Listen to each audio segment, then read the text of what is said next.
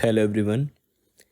In today's video, I will show you that how can you mute the video or remove the sound from the video before sending it on WhatsApp or iPhone. So let's get started by opening WhatsApp. Now go to that chat you want to send the video. Now, for example, I want to send video to this contact without the audio. So tap on this add icon and now click on photo video library. Now select that video you want to send without the audio.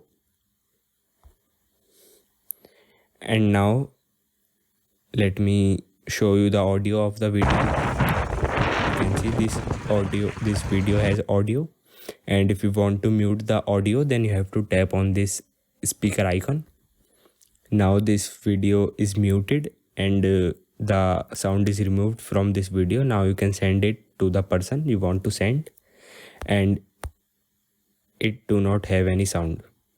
So this is how you can remove the sound or mute the video before sending it to WhatsApp. Thank you everyone.